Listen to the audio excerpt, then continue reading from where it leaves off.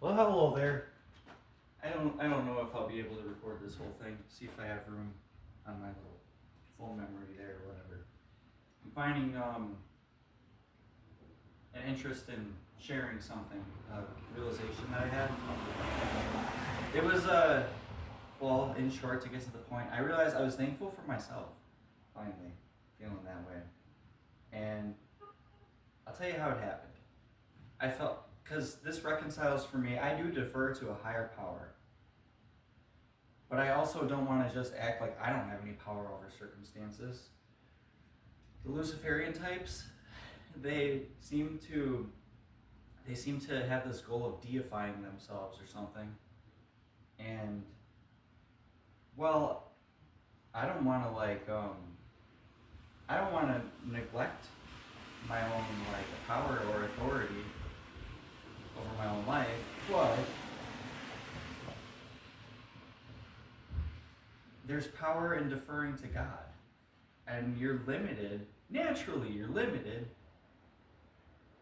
and it's in deferring to God or a higher power that you become whole. Jesus, there was this statue that I saw at a place called Holy Hill. It's like this old Catholic, what do they call it? A seminary? Was it a seminary or something? Holy Hill. It's a cool place. It's on a very hilly terrain, but then towers built on it. And did we count the steps one time? How many steps there are going all the way up these towers? It's quite a climb. But my grandparents, they were over 80 at the time. They were older now. they made it up all those steps. I remember we were like, damn, that's pretty good. Because I, as a young very fit dude, that's quite a climb. That's a lot of steps. I mean, you could feel it the next day. But anyway, they had these statues and stuff, and one of them was they had a sequence of the crucifixion. I need a haircut. I hate when I can see it. I thought about wearing a fucking, excuse my language, a tiara or something, one of the little headbands or something. I hate when I see it though. But I need to keep it out of my face, which is why I almost always had headwear when my hair was longer. Which I swear to you, God did that to me too. I wanted to keep a low profile. I did that for however long, and then I started liking my long hair. Those are all old videos. Anyway, just trying to say it distracts me, man. I wanted to say that there was a sequence of statues. How many were there? I think it was the arrest of Jesus, and then, there's obviously the crucifying him, people actively nailing him into it and stuff. Oh, what? Maybe carrying the cross, maybe being beaten. I forget what all the different stages were of him being crucified. Represented in statues, right? Were they statues? Yeah. Anyway, I remember a brief discussion, one person saying, didn't he have power? Couldn't he have released himself? And someone else said that's how I always understood it, that he had these powers and stuff. Well, okay, so I say no. It's not like that. And he's not all knowing, omnipotent like God. He's not like that. I haven't seen The Chosen. I saw clips from that show, The Chosen, and I thought, I don't know if I like this Jesus depiction, because he seemed unrefined. But then I saw some clips that I did like. But then I thought, I don't know how that show's looking. I talked to one person who did like the show, a Christian guy that I like. He liked the show, and he, I asked, does he come into his own or something? Because that's what I thought might make more sense if you watched the progression of the character. That would be pretty cool to see if that's what the show is doing. I don't know if that's what it's doing. Maybe I should see the show. But an omnipotent Jesus? No, omnipotent he wouldn't have been. This is God coming to form in. Otherwise, you're going to tell me that he doesn't have to feel pain either on the cross. And then, does this sacrifice mean anything? He's in human form. That's why it's so powerful. That could be you on the cross. Well, so he defers to a God. He defers to God the Father, who is omnipotent. He can't just do a magical fucking cast these nails out of the palms, and he can't do that. He's a human like us. He's limited like us. And so he's not all powerful. He's a human man. Or was a human man. Now he's an eternal spirit. Anyway, I want to say, I've been getting this sign, and so I don't believe that I'm all powerful. I think that I have some level of power given by God. That's where it's all from. The Luciferians put us in a pickle because they act like they're against the authoritarian system, yet they'll put you in a pickle. You know what a game of pickle is? Like with baseball, when you're like, you got to get safe onto a base, but you're between two outfielders or basemen, and they're trying to tag you with the ball. You want to go to this base, and they throw the ball over here. Now you might get tagged by this guy. You got to get back to this base. Now he throws it to this baseman. So we're kind of in a game of pickle concerning the authoritarian ideas. The Luciferian types are going to say that everything is of your will. Basically, they're saying what the authoritarian says, you can't blame the system, you can't blame someone else, you have to blame yourself. That's what the authoritarian will tell you too, and then they'll oppress you with their terrible system, and now you're not allowed to stick up for yourself. You're not allowed to blame something outside of yourself. One of them says all the control is in you, and then the other one says you can't put fault outside of you. I don't know that I've said that perfectly. I never wrote it down, but I recognized it as soon as I saw it when I was reading about the left-hand path. I mean, they think that they're anti-authoritarian, or they're selling themselves as that. Anyway, they think that they're critical thinkers too. I don't like any camp of people. I like individuals. I like every individual person pretty much. And I don't like any group that we might belong to. And I was even a part of some good groups, I was in the military. I really respect the military. I respect these groups too. But whether you're Kmart or Walmart or you're the Illuminati or Jesuitism, I don't like any of your groups. I mean, you fail to be an individual. I can't even talk to you. You don't even have a thought when you're not allowed to have that thought. And you need to push this instead. You're not even worth fucking talking to. And don't you want to actually, you get this fake credit as an individual because you're affiliated with these entities. But the credit, don't you want credit for who you really are as an individual? You don't even have individual convictions because you're not standing on those. You're pushing what you're supposed to. You're the hired hand. You dilute the real message anyway. What I was saying is, I came across, I'm going to try not to make a long-ass video. I'm kind of upset at myself for doing all that. I do that too much. I'm going to keep her focused if I can, but I do entertain the tangents when they come. But I see a sign that I've been seeing, and I don't share what that sign is, because sometimes some of them I keep private to me. But I see this sign that's been the most persistent thing I've ever seen. And I think okay, well, at first especially I saw it so much where I'm like, okay, well, I have to acknowledge that something is showing up in this sign or this message that I keep getting. But then I think, am I finding it when it's not a sign? Let's say it was nothing but a black dog.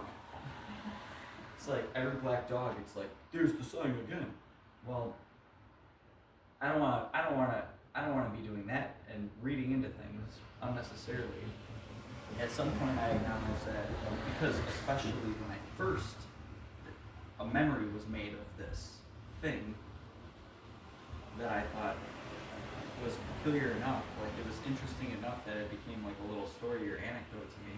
But then, way later, did it actually stand out as something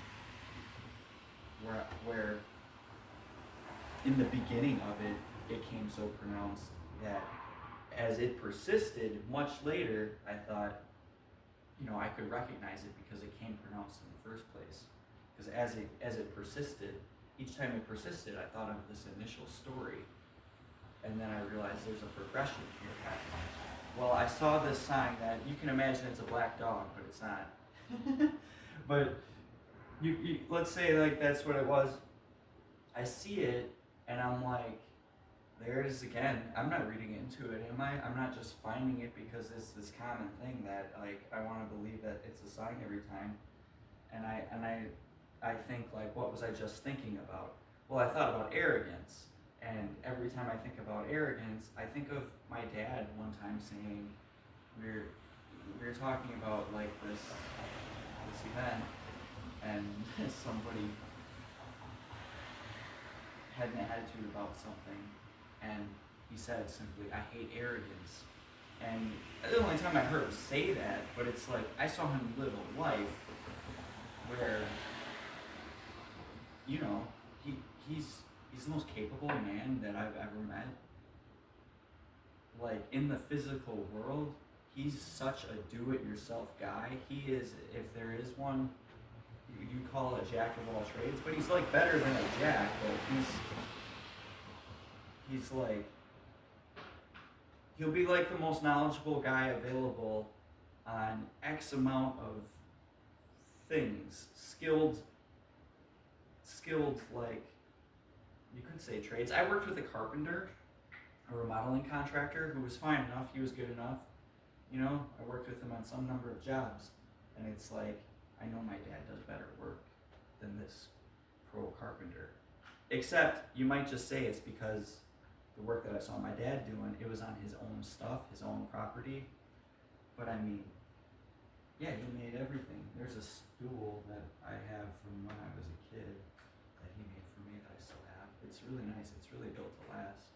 But it's like, that's just one silly thing. But he was a really good woodworker, made benches.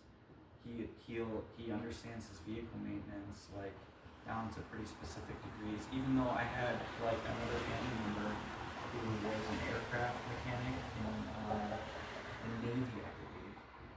So he knew engines really well, and knowing that my dad knew vehicles as well as he did, for him to give credit to this guy who was an aircraft mechanic, he would say that my dad would say that this guy was a better mechanic. Which to me really legitimized it, because I know how specifically my dad can know his own vehicle. You know what I'm saying? He's like, he'll keep like logbooks and stuff. Like he's down to that like pro level in his own affairs. Like he does the concrete in his own driveway. He puts up his own building. He builds his own porch. He destroys and rebuilds every room in the house. and the work is really nice. And I'm like even selling him short because I don't feel like I've gotten into a diverse amount of things that he's done. But anyway, he said out loud, "I hate arrogance." And you're talking about a guy who could, rightfully be arrogant over someone else. Like he knows more than this next guy. And he really does respect when someone else knows their stuff. Like he's got this guy who also, he's like a farmer guy who's busy as hell. They're both welders. Or we're welders. But it's like he runs this farm and has however many parts of his farm. And also, like, people love football around here, and it's like, you think that this is a guy who's going to love the football game? No, he's busy doing shit, and that's kind of a waste of time to him. Even though my own family, including my dad, like, it feels like a holiday. It feels like a recurring holiday. I've always loved the NFL, but I myself too, recognizing however long ago that I needed to downsize and basically make room in my mind for more meaningful things because I had a head full of like bullshit. Like, why do I know what jersey number each guy is, and who's leading in passing yards around the league, and which this guy's been traded over here, and so the roster changes, and this guy is this number, and that guy plays this position, and that guy's been moved to a position, and this guy's been traded for this guy, and this guy was this round in the draft, you know. It's like, that must be a lot of bullshit that took up my space, and I still want to check in and see the highlights because we got a good team now too. But like, you know, I don't know. It's like the emotional attachment that we have to this sport, or people with their TV shows. Like, I always hated the show Friends. Like, I don't give a fuck about Ross and Rachel. In fact, I think the only ones why do I even know their names? You know what I'm saying? These aren't even real people. It's just that it takes up space. So I recognized at one point I'd rather be downsizing and maybe replace some of that bullshit knowledge with like things that are of substance. So I've done that over time here, and that's great. But I'll just get back to where I was. I got these tangents hanging off the thing, and if this was a written work, which is why I'm doing this, because it's like so many things that I don't share because it's like I insist on writing it perfectly. Well, if I speak it, I feel like I'm just releasing it or something. But I'll just get back to where I was. Oh, well, my dad, though, very capable man. He still has time for bullshit football. I still have time for bullshit, like, I don't really make a lot. I've replaced a lot of it with stuff of substance. Oh, I watched a lot of fucking tarot readings, you know? That's what I do lately, I guess. That's my biggest waste of time, I'd say, is tarot readings. Yeah, definitely. I would be good. And I'm not wasting too much time on that shit. I had a whole season where I wasted a lot of bullshit time on that. But anyway, my dad is a very capable dude. And he said, I hate arrogance. And I felt like I identified with the sentiments. And I look back on my channel here especially, and in defense of myself, I feel like, have I become arrogant, you know? Because I feel like it sunk in for me, like, you know, all these motherfuckers, I feel like eventually my commitment to what was right over time, because my dad is very black and white. He's this jack of all trades in this physical space. I heard some term like, you consider a Renaissance man, but I think of the arts. And I kind of think that I maybe have that in me, where these different writing forms, even though I wanted to take like, I'm a little limited in my professional writing ability, but I can produce a quality journalistic work. But a lot of that has helped me in my creative ability, or my ability to write an essay. But you know, I can handle these different writing forms. It's very different from what my dad can do. You know, my dad's a real man, I would say. And he was so intense originally. He was a tent maker, like Paul. I keep finding that pretty interesting, because I feel like you don't want to throw the baby out with the bathwater, but I feel like Paul's teachings, they're not Jesus' teachings. I've been on that for a while, and I saw somebody else reiterate that. It makes me feel good because I don't have fellowship. I don't have people that I'm talking to about these things, so it's like, anybody else see what I'm saying? I don't know that anybody can. Anyway, my dad hates arrogance, and I can see in his life, this is a guy who could rightfully be arrogant and say that he knows more than the next guy. But that he does walk around as a mostly strong and silent type. Now, he's a guy who has always done right, and for him it's kind of simple. There's what's right and there's what's wrong. And, you know, and I admire and appreciate that. For me, it's much more nuanced, and I even find myself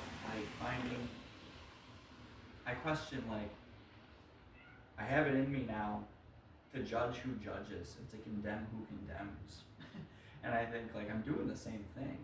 I'm wanting to hurl my stone all the same, but I want to make sure I'm throwing it at people who throw stones. But I'm actually not trying to occupy with that.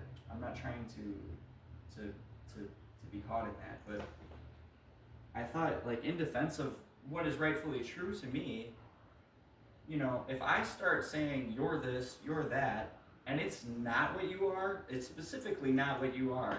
Let's say you're just a kind person because you don't throw stones. So here I am throwing stones, and I'm spreading around you that you're a fake, it's not real, you're a jerk, you're this malicious person, and you know that's not you.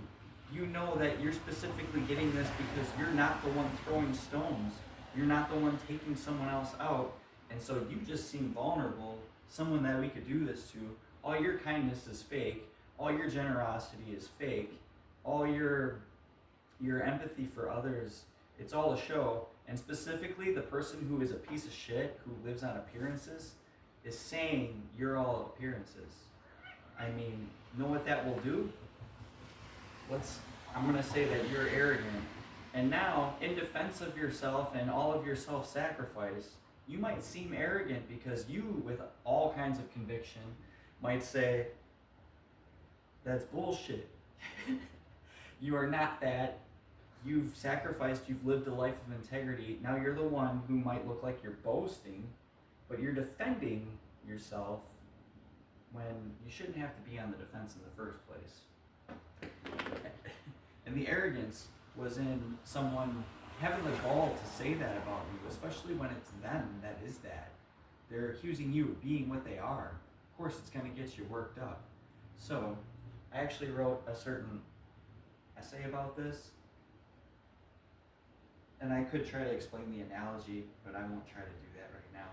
But the person, we might very obviously condemn the person who seems to be boasting, but the person who very quietly and passive-aggressively is boasting, they say that slander, or I heard a pastor say that slander is an inverted form of boasting.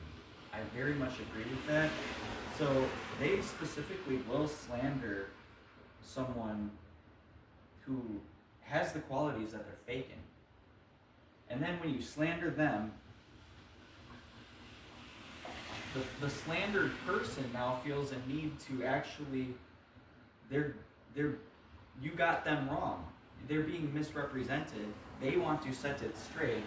Now they will seem arrogant for trying to correct it and say, I'm this though, I'm that. Now, they've lost out because they don't claim credit, because they're kind like that. They want to be helpful and not just see it.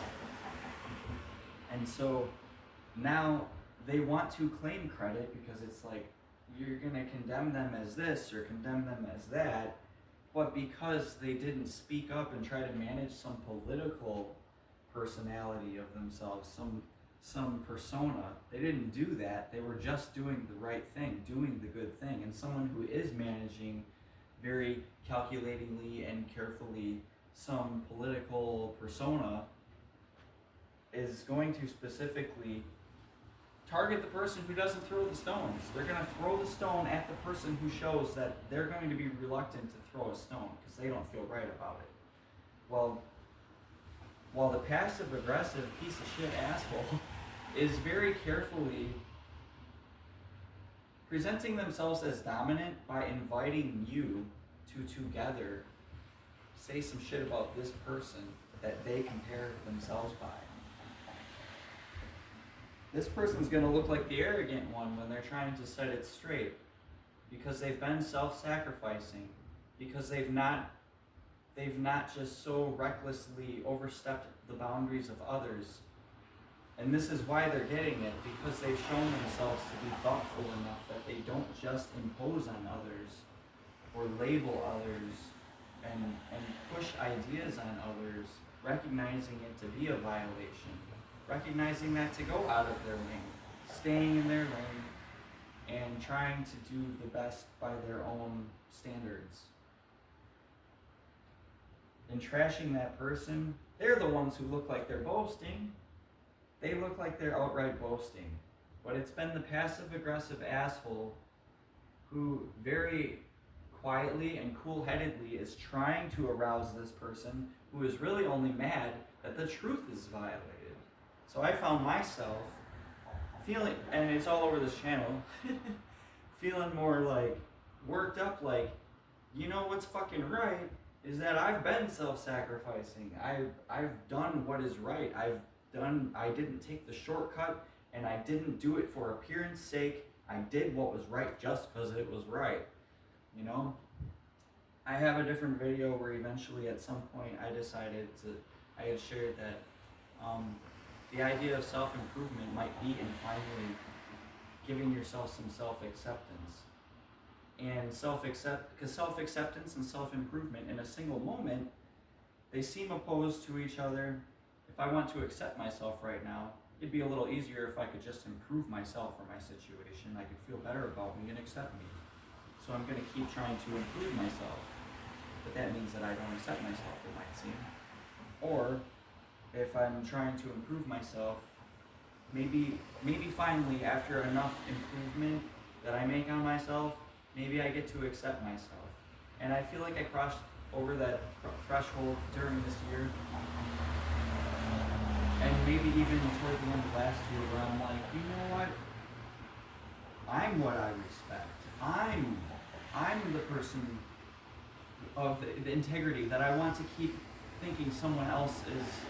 I want to refuse how bad they are, really, and pretty much excuse that constantly, you know, and let them know, like, you don't have to convince me of who you are, or of your goodness or something, because I'm not counting against you. You know, I want people to feel that, and whatever they decide to say, it's your freedom to say it, and I'll believe it as far as I do or don't, but I don't need to act on not believing it, and I don't need to correct you and say, you're not that, or it's just not in my interest to do it. I don't need to until you've overstepped, and now I feel like I need to assert something, you know? Well, I'm gonna get off track if I keep, I'm gonna get off. Oh. Well, okay. So I found myself, I caught the sign of what I had seen. So I don't want to be like coaxed into arrogance. I wonder if that's a damn dirty trick that the devil will do to you. You know, eventually you find a little bit of satisfaction in yourself, and now does it converge into arrogance? You know. Well, I had come across the sign that I see. You know, I'm very spatial, I guess, because I'm thinking about where this was in relation to me. I'm crossing the street. I see what we'll call a black dog. And it's over there. It's over this way. You know, maybe, well, it was traveling, so the distance was closing. But I'm crossing the street. Black dog's over there. And I'm like, oh, is that a sign or what? And I'm like, not everything's a sign, you know, I'm always telling myself that. Sometimes it is, though. And I'm like, well, what was I just thinking about? And I was thinking about how I want to guard myself against arrogance, and that I do believe in yielding and deferring to a higher power. I am limited innately. At my most disciplined, you know, with all the resources, I remain limited. I need things beyond my control to go such a way for me to actually be effective. And that's just the reality. I can't really claim credit for, you know, the things that are available to me in the first place. I didn't make myself born in America. That's not a credit to me, you know? But now if I had a lot of success coming, could I converge into arrogance? I don't want that to happen. And it might look like arrogance sometimes when what is right is fucking right. And I do insist that I really delve into the gray areas, and I'm not very black and white about what is right or what is wrong. Um, but when I do find conviction in it, you got to know that I've really challenged it. So if I still have the conviction, it's standing against a lot of resistance from my own self. But it might look arrogant because I'm pretty damn sure of it by then. So I've also said faith and reason don't oppose each other. Your faith survives your reasoning. It's at the edge of your knowledge. It's your knowledge runs out, and at the end, what do you believe? You still don't get a no. Is there a God or is there not? You consider this is a fact, that's a fact. But what do you now believe at the end of it when you can't be told if it's a fact that there's a God for you or not? It comes down to what you believe. Well, the more thinking you have done, it's not just an absence of thought that you have faith. The more thinking you have done, the stronger your faith. Faith and reason, once again, go hand in hand. Luciferian types, once again, you guys act like... I'm going to start getting on them, I think, because... See, I would have been making a case, I would have been devil's advocate. I'm an ENTP. I would have been making a case for the Luciferians against the rigid-minded Christians, because I don't like a rigid-minded Christian. But the Luciferian types only seem to be an overcorrection, because they're showing up in a camp. You can't preach individuality in a camp of individualists. There's no such thing as a camp. There's no such thing as a... Like, you can't tell people... Sorry, I'm getting off track. I'm walking down the street, I see the black dog that we can say is the sign, and I'm like, what was I just thinking about? Is it a sign? What was I just thinking about? And it's like, I don't want to become arrogant. Do I think that will happen? No, I don't. Why don't I think that? Because it's me. And I know I hate arrogance. I really identified with my dad when he said that, and I've seen him live his life as a humble man, but being more capable than the next man. And I knew it was true to him, even though I've heard him say arrogant things. It was true, And it's not like he's trying to be known as it, but it was like, I'm thinking of a couple specific things where he's just like reminding you, like, don't get it wrong. And I was thinking, I don't think I'll converge into arrogance, and I think God's going to trust me with what he gives me because of it. And it's not a credit to me, yet I saw myself, so once again, reconciling some opposites here. It's like, I credit me for, it's to God's credit that I can finally credit me. I am thankful for me, because God made me like this. God didn't let me get away with anything, and even when I might have been like, first of all, not trying to do wrong because I want to be thought of as good, or trying to do good because I want to be thought of as good, well, the feedback wasn't going to match anyway.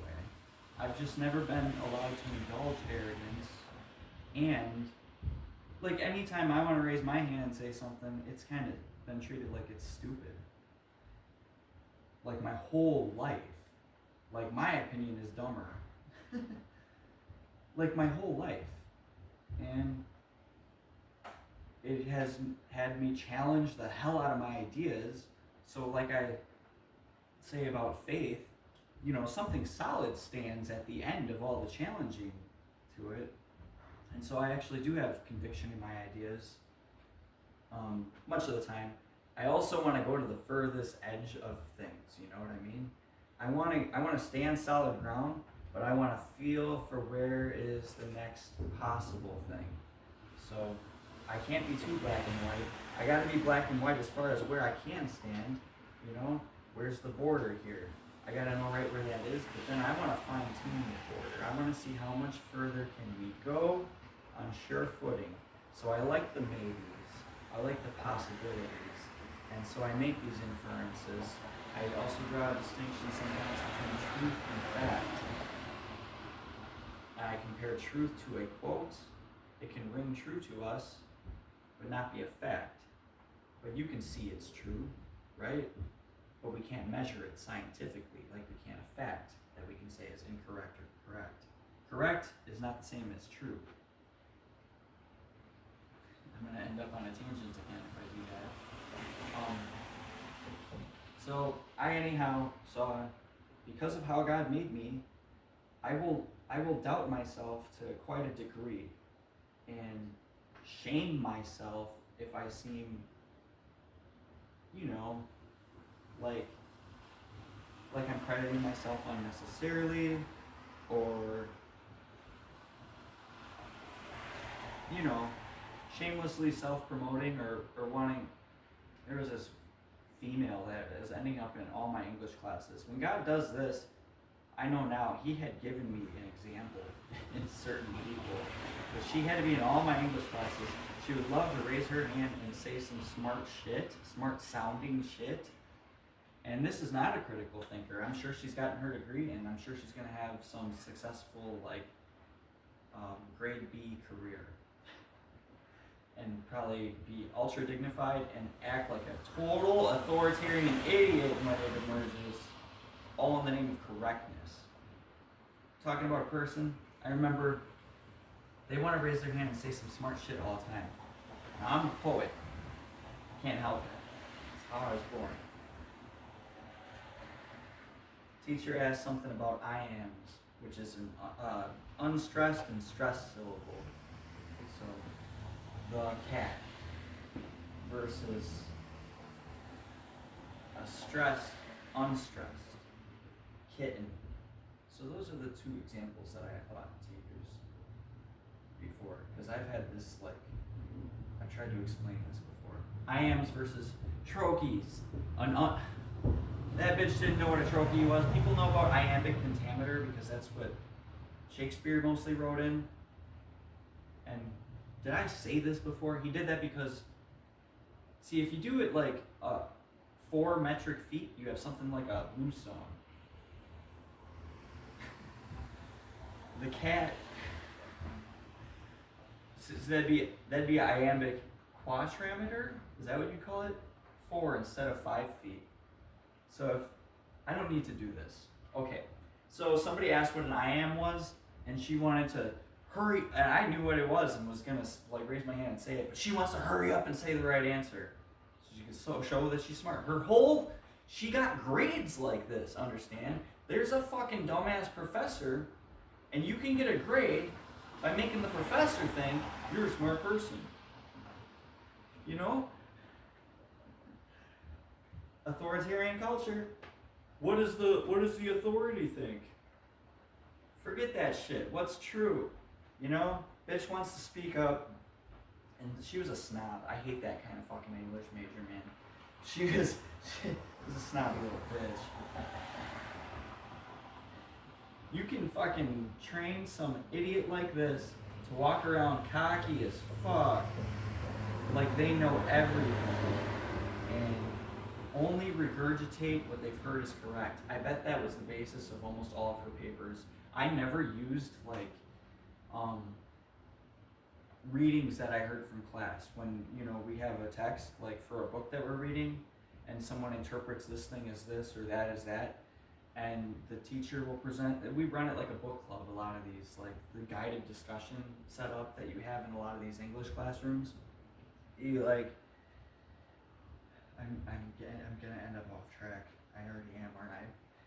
Well, anyway, some motherfuckers, they get their grades by just regurgitating readings that they've heard that fly in the guided discussions. And I would intentionally, and I think I have memory of one time where I used in one paragraph out of the essay assignment, one paragraph I referred to evidence in the same way that I heard it referred to in class. Not meaning to go to it, it was kind of just available. And it worked for the essay that I was writing. But some people make their entire fucking essay about what they heard was what you're supposed to present. I remember one time it was Grandparents' Day, and someone's, God, this annoyed me. And the teacher said something about your age. What is it? Being old isn't in your age, it's in your heart or something like that. And somebody, some female in the class, after Grandparents' Day, after talking to their grandparents and writing about their grandparents, they both said the same thing, that your age is not in how old you are, but it's in your heart. And she just repeated the exact fucking shit that they had, like that the teacher had been talking about like all week, and it's just annoyed the living fuck out of me. Like, you're just repeating the thing that we've been talking about all week. You're just saying the exact same thing. It just drove me nuts, man. Anyway, oh yeah, bitch, fucking, sorry, I don't want to be so sloppy either. Alright, arrogant, pompous, snobby, politically correct, trash bitch wants to always raise her hand and try to sound especially sophisticated. Drives me nuts. Regurgitates some shit that they heard from somewhere. Wants to interrupt. A teacher says something. Anybody know what an I am is? I could have told you in detail what an I am is. And it wouldn't be long-winded like this because, I mean, this is my space. This is my blank sheet of paper. I get to put what I want here. But honestly, that was part of the trouble in a classroom, that I feel like I only have so much time, and that who wants to actually hear me try to get to what I'm saying, you know? It would hurry me. But she wants to raise her hand. She didn't even raise her hand. She just immediately said, isn't it an unstressed syllable in poetry? And I know right away, no, bitch, it's unstressed stressed. You just wanted to hurry up and say some shit like you know what an I am is. And it's like, I was annoyed because I could in detail, and I bet you she doesn't know that stressed, unstressed would be a trochee. People know about I-ams because Shakespeare wrote an iambic pentameter, and they say that and they don't know what it means. It means 5 metric feet, da-da-da-da-da-da-da-da-da, per line. The cat inside my room is low. No, it's not an I am in the end. The cat inside the room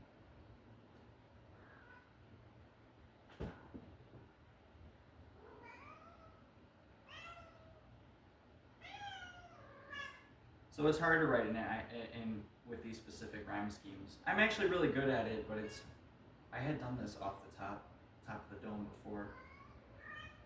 But if you wanted instead, so one I am would be the cat, unstressed, stressed, like the duh, the duh, the duh, the duh, the duh. The second syllable for each metric foot, which is containing 2 syllables. Why am I wanting to do this? That's an I am. So each I am, it's got 2 syllables in it. The cat inside the room. There's 3 I ams for you. But if I wanted to switch it to trochees, it would be not the kitten, because you get the kitten is the unstressed kitten. So that bitch wouldn't know what a trochee is. That's all I'm saying. And she wants to hurry up and not know what an I am is either. To act like she's heard that shit in a fucking classroom where it's like, it's either stressed, unstressed, or unstressed, stressed. And she hurries up to blurt the wrong fucking answer anyway because she doesn't understand it. She knows it, she heard of it, but she don't understand that shit. She was just a good picture of arrogance for me, and there's been so many, especially in a culture where you're not allowed to seem weak, which, say goodbye to curiosity. Hello to the bitch over here who doesn't even raise her hand and is so damn certain that she gets things wrong, but wants to sound real smart doing it, wants to sound like she has answers, but won't risk seeming curious to actually follow up and see how much further we can on sure footing go at the edge of our limits, at the borders of our knowledge. Anyway, So in recognition that I was like, oh man, I don't want to converge into arrogance or anything like that, because that happened to me. And I thought, so like in light of one specific thing, like where I feel so bold to say that this bitch is a politically correct, fucking pompous, snobby fucking bitch. I say that with, I might sound arrogant when I do it so blatantly. But, well, I know what I'm seeing there, so you can just chalk that up to my opinion, but I know what I'm seeing, so I have belief in it. I'm not trying to say I'm nothing, I'm just saying, miss certainty. Anyway, I thought, I don't think I'm going to converge into arrogance because I'm going to always be checking myself. And, like, the most arrogant thing about me, it's not even supposed to be about me, but I feel like this society, it's mostly immoral and mostly dishonest, mostly non-thinking. That's going to sound real arrogant, but history's going to show that that's true.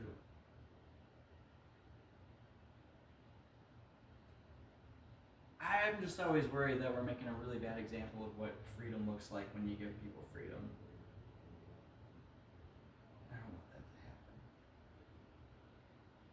Because we can just pull up the comment section in all these places on like different like media sites, and you can say, look how terrible the people were back in the 2020 era. Look at how terrible they were to each other. They were so ignorant, none of them knew anything, and they were all just trashing each other. You can make the example of that, which is why, we need critical thinking people, because otherwise you have any isolated incident can become a damn phenomenon. You can have one instance in which a man, I don't know why I thought of it, a man in Europe had because there were many instances, but one man why am I wanting to do that? There was a man who hacked apart, he took a machete onto a train and murdered, was it one woman? And I think he injured a few others. Unfortunately, that wasn't just an isolated incident because there was a lot of extremism right around that time. But, you can hear one bizarre example. There was a big story last year, this woman went missing, and something to do with, was she living in van life, her and her boyfriend or something? And I think the boyfriend ended up being the big suspect or something. And it was a big story for a little bit. But it made van life look bad. It made people who want to find an affordable housing situation, even though we have buildings that stand way past one person's lifetime, we should have a surplus of structures built at some point. I have room, I could house somebody. Unfortunately, even though the value of the property, if anything, it decreases because now I need to share the space. So it's I'm getting less out of my space. It should be cheaper. But instead, we're going to raise the price because you could pay more because you do have another person. I ain't going to add a person then. The space remains the same value that it was. It's still walls around an enclosed space, and I can't put someone in here without it somehow becoming more valuable, that we should be charged more. How pointless. The amenities will cost more. If we're going to actually use up water, charge us for the water or something. But no, you want to charge a person for existing in the space. You just want scarcity, fuckers. Anyway. Dirty motherfuckers. So, does that seem arrogant? Because guess what? I'm 100% fucking right. So, when I know I'm damn right, I don't know if it's going to seem arrogant, because it ain't about me, it's about what's right. But I thought, I can't credit myself that I should be guarded against my own arrogance, kind of foremost. It probably really doesn't look like that outside. But who's trying to look weak and uncertain? I'm willing to do it as much as the next guy, but I still don't want to seem like,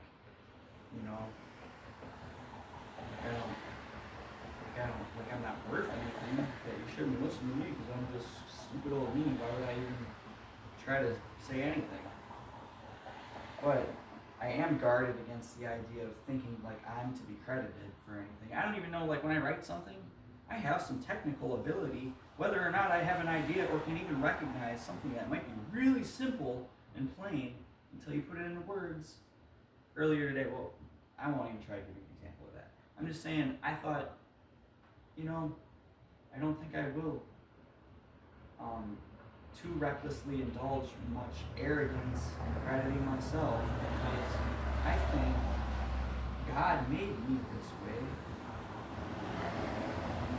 So it was like I trusted me, but then it was like, and I saw the sign right then. So it's like I trust me. I trust me against that. Like there are other things that I might struggle with or have a problem with and maybe have these character issues with. But as far as arrogance though goes, even though it might look one way, I have no idea how it looks. It's like I know me. I hate arrogance. It's what I'm against. And I don't see myself being bold enough. The food's in my fridge. I thought for a little, I catch myself.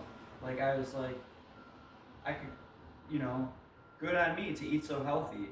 Well, good thing those healthy choices that I make, those good choices, good thing they're even available for me to make because I had nothing to do with that. I got avocados from Mexico. A lady was inviting me to, what is it? Irish Fest? They're gonna have Reuben sandwiches. But a Reuben sandwich is like Thousand Island dressing. Is that Italian? Corned beef, you might think of the Irish. Sauerkraut, you might think of the German or Polish. Whatever else. Did I just make a Reuben? Rye bread. Where are we going for that? Anyway, you got this intercontinental sandwich, man. I mean, what a luxury. What a privilege that I can have Greek olives in my salad with leaves from, I don't know, wherever. I don't know, all the country can come together just to give me a plate of food. All these countries. I have nothing to do with that. I'm lucky to have the choice of choosing from what I have. So there's no crediting myself. I didn't do all that stuff. So I catch that. I'm on guard for it. I'm on guard for what I credit myself for.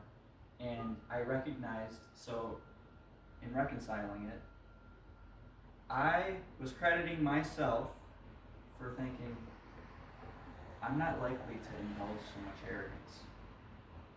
So I credited myself for it, recognizing God made me that way. God did that. So I'm thankful for me. I'm thankful I'm like that. Even my thankfulness, I'm pretty sincerely thankful because of what I've seen life can be like, and to wake up with life as it is. And really it kind of keeps me straight because as soon as I'm not thankful, it's like, open your eyes, you have a really nice life now. And a lot of people wish that they had the freedom that I did. And that includes the very well-to-do people who might have allegiances to each other and stuff. They're probably a little jealous of my freedom, And while I might want all those resources and stuff, I might think it's my freedom. Like people who, I have a friend who went to this really privileged fucking boys' school, and I always think that would be really fucking cool if I had smart friends and we had these really smart debates and stuff. I would like that. I would like it if we were competitive about good shit that fucking mattered to your development. I wanted that. Instead, I went to fucking public school and was around all these catty fucking popularity contests. Even being from a class that I think is very, very quality character people. I really do believe that about the class I was in and some of the classes around me. I saw different, it's a different bunch of people all the time. And I am in relation to upperclassmen in different ways than I am lowerclassmen, you know what I mean? But I still saw arrogant motherfuckers beneath me and humble ones above me, but arrogant ones above me and humble ones beneath me. But still, the idea of the body, the larger body of people, I anyhow look at my class and think like, those were pretty good people.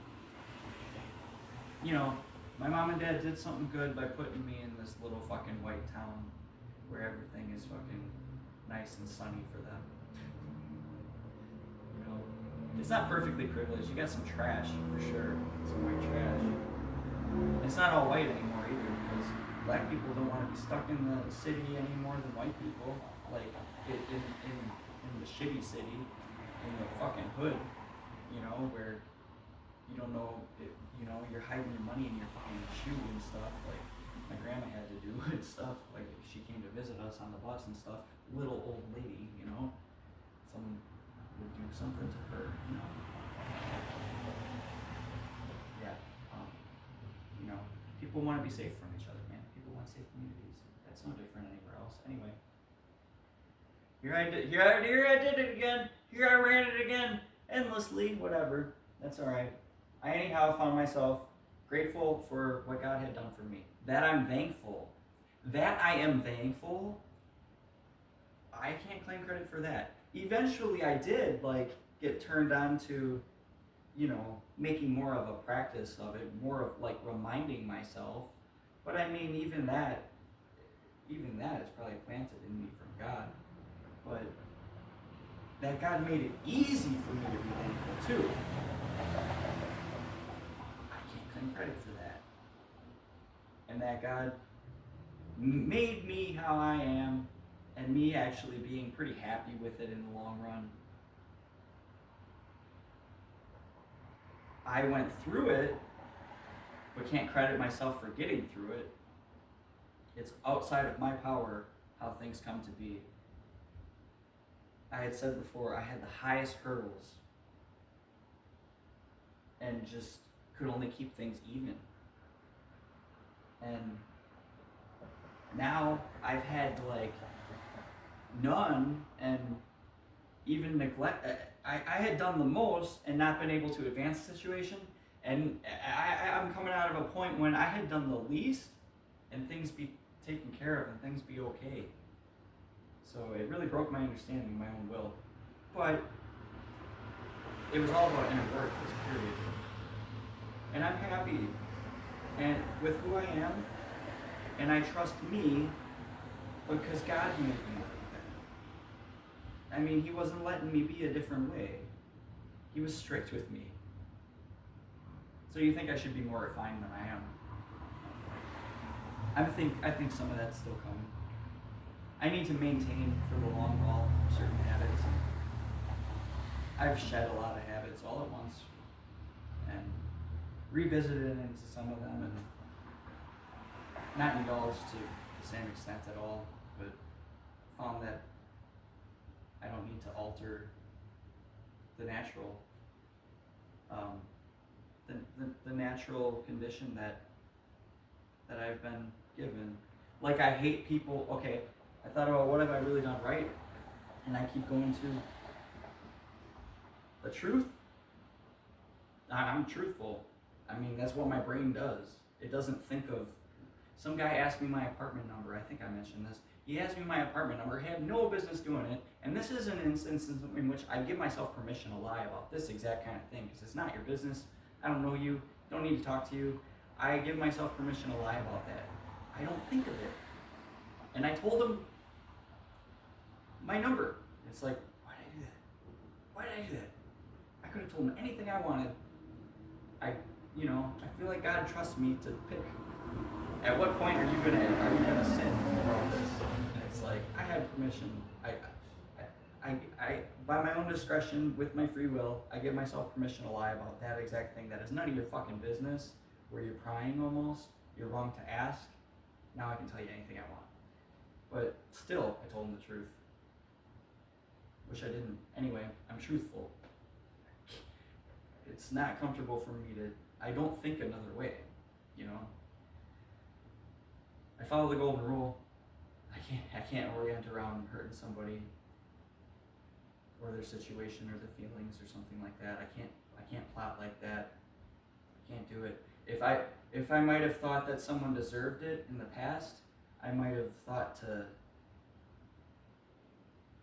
I don't know, to manage the gossip or something like that. I'm not sure. I mean, I can't think of myself ever being in a position where I could do anything, but I've gotten more and more okay with being in no position to do anything that I really live and let live to the most extreme case. And I was turned on to libertarianism right after the Iraq War and stuff, and it's just been true to me, and it reeks up. It constructed my entire mind in a certain way, and everything else followed, I guess. But follow the golden rule, I stay truthful, and I'm sincerely grateful. And I think that those are the only things that I've done right. But I only went down the tangent of saying that because I've wondered, what have I done right that God would take care of me? Because I know He has. Well, those are the three things that I did right. But then I think, what have I done wrong that I can't advance the situation?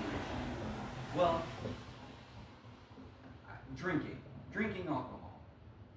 That's the biggest one. And from alcohol, you get sloppier about all other things. So, unhealthy habits, mainly alcohol, which can lead to other bad habits. But you see, not caring. But I see, it's oppositional to God's will because it changes His rightful truth to any altering marijuana, any coffee, any mind-altering kind of substance. Not only does it express the lack of gratitude for what He gave to you plain, not that you can't be grateful for even alcohol or marijuana or all these other things. You can be grateful for that. That's not the sin. It's your response to the state or the condition that you're putting yourself in that enables you to converge into sin. You can drink and get drunk, but you might then at some point, have a mental shift and, I think, well,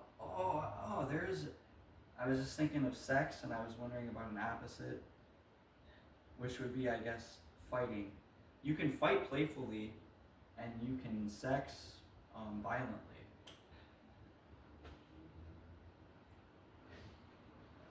But it's like,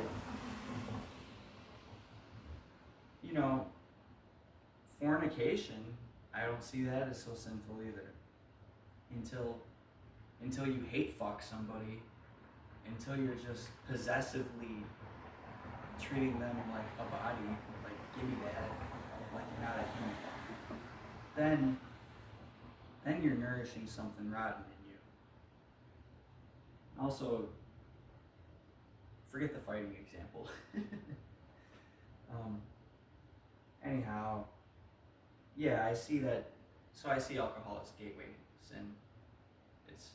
It in itself is not the sin. It's where you're coming from in your heart. So I don't know that doing violence is ever. You can't playfully do violence unto someone and for that to. What am I doing?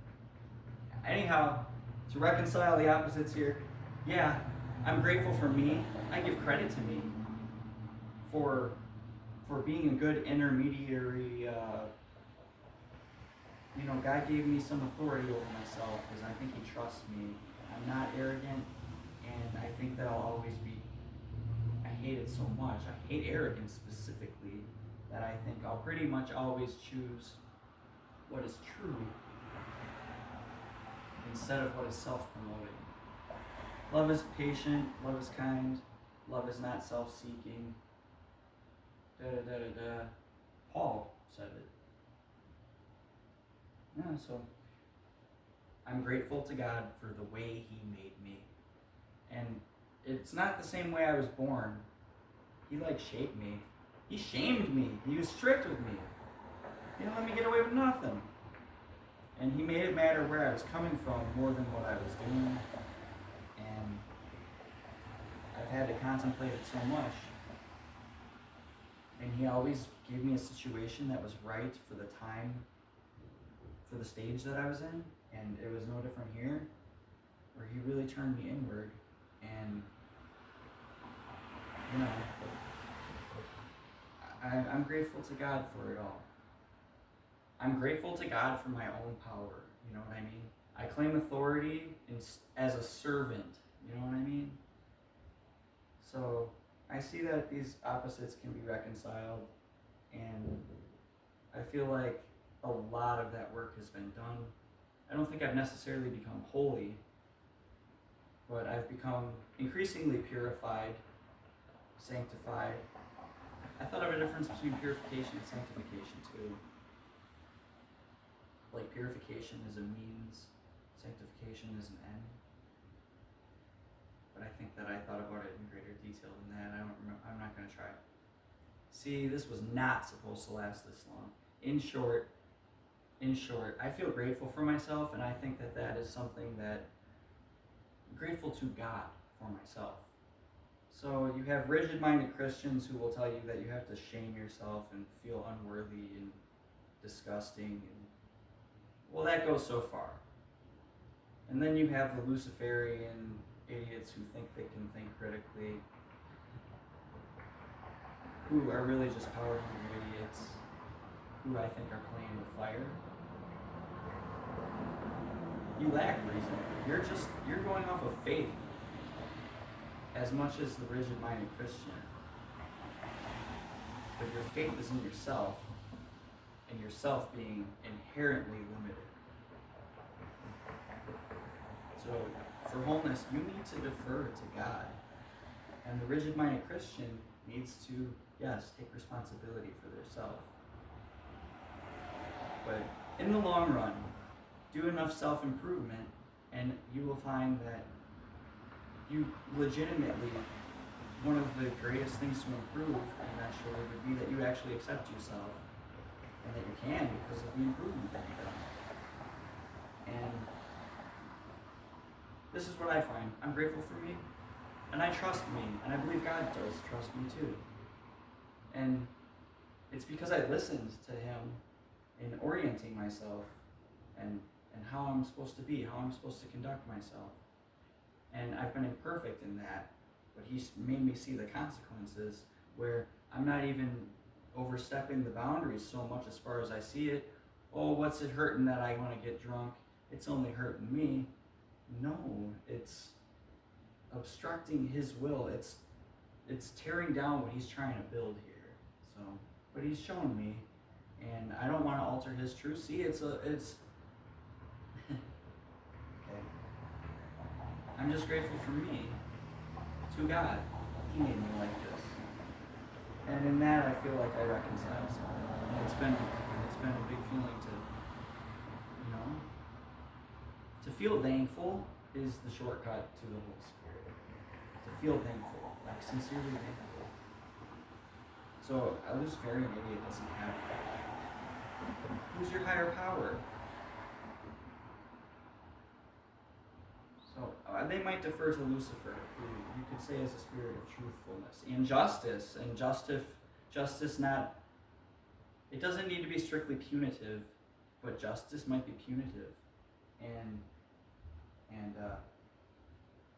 truthful. The truth. Let the truth hurt people who violate the truth, and let the truth honor people who honor it. That's just perfectly fair. And, you know, I feel like nature comes about like this. What survives in the world that isn't built truly. So, see if humanity can survive when Jacob the deceiver, you know, takes advantage of Esau, the animalistic, seemingly animalistic human being. And it's seeming that deception should be a next point in evolution, almost. deception, Jacob the deceiver, being God's chosen one, over the God hated Esau, you know? I hate Jacob. I hate Jacob. I don't like Jacob. Maybe he's almost done, you know? Maybe we can correct his bullshit soon. 'Cause I hate deception. I hate it. I fucking hate it. Waste everybody's time. Wasting lives with the bullshit narratives that we spin. Anyway. Yeah, to reconcile. You be thankful to God for yourself. I mean, you're his work, and don't violate his work. Don't undo his work, and you'll see that these aren't different things. You should love yourself. Love your neighbor as yourself. Love yourself too, as you would your neighbor if you're one who loves others but not yourself enough. You know? You have God's permission to do that. I'm sure he's pleased that you should love yourself. You know? Until you don't need him. You need him to love you. You need him for you to love you. You gotta love him. Him, her. I don't think he cares. You know? But anyway. That's how I just feel like that was a big moment of reconciliation for me. To be thankful to God for me.